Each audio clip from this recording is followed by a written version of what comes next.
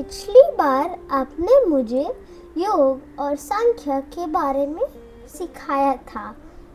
आज क्या हम वेदांत सीख सकते हैं? बिल्कुल।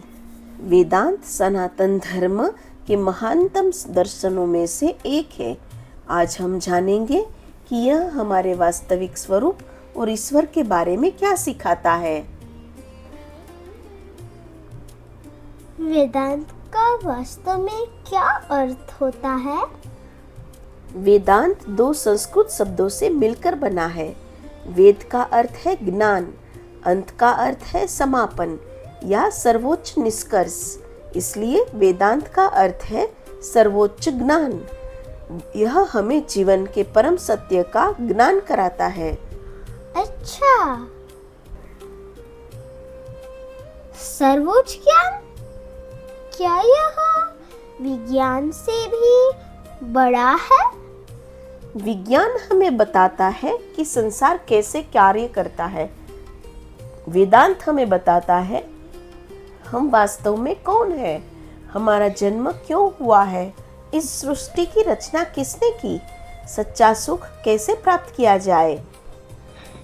यह जीवन के सबसे बड़े प्रश्नों के उत्तर देता है। वेदांत किसने लिखा?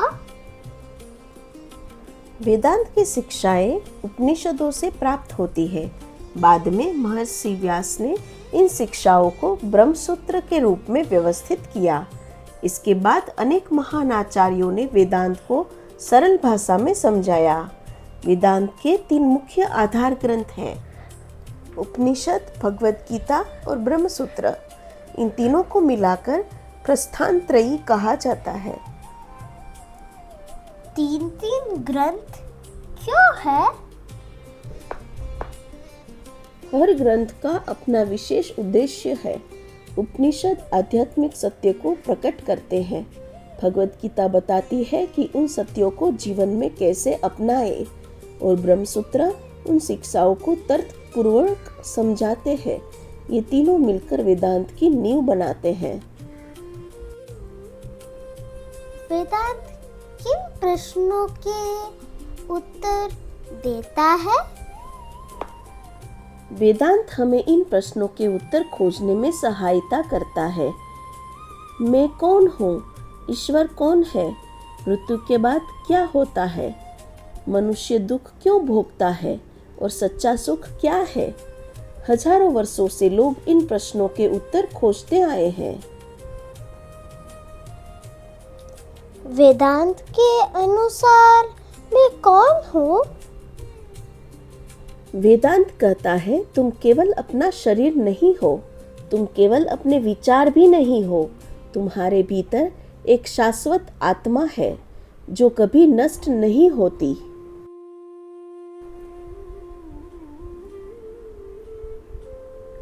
ब्रह्म क्या है? ब्रह्म ही परम सत्य है। सब कुछ ब्रह्म से उत्पन्न होता है। सब कुछ ब्रह्म में ही स्थित है और अंत में सब कुछ ब्रह्म में ही विलीन हो जाता है। तुम्हारा वास्तविक स्वरूप अर्थात आत्मा ब्रह्म से जुड़ा हुआ है। इसे एक सरल उदाहरण से समझो। लहर और समुद्र। लहर अलग दिखाई देती है, लेकिन वह उसी समुद्र का जल होती है।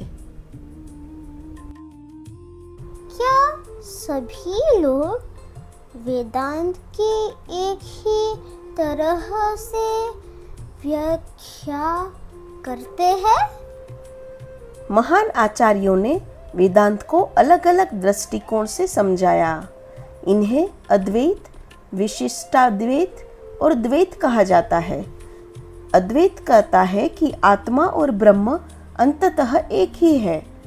विशिष्टाद्वैत कहता है कि आत्मा ईश्वर का अंश है, और द्वैत कहता है कि आत्मा और ईश्वर सदैव अलग अलग है, लेकिन तीनों ही भक्ति, ज्ञान और धर्मपूर्ण जीवन जीने की प्रेरणा देते हैं।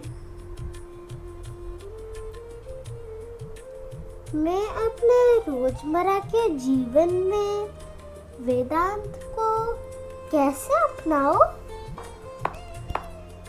वेदांत हमें सिखाता है हर व्यक्ति में अच्छाई देखो, कठिन परिस्थितियों में भी शांत रहो, दयालु बनो, क्रोध पर नियंत्रण रखो, सत्य बोलो। याद रखो कि सच्चा सुख हमारे भीतर होता है। ये शिक्षाएं जीवन को शांत और सुखद बनाती है। मैं तुम्हें वेदांत की एक प्रसिद्ध कहानी सुनाती हूँ। एक शेर का शावक भेड़ों के बीच बड़ा हुआ। उससे लगता था कि वह भी एक भेड़ है। एक दिन एक बड़े शेर ने उसे उसका प्रतिबिंब दिखाया। तब शावक को समझ आया, मैं तो हमेशा से शेर था। वेदांत भी हमें यही सिखाता है। हम अपने वास्तविक स्वरूप को भूल जाते हैं। ज्ञान हमें यह पहचानने में सहायता करता है कि हम वास्तव में कौन हैं।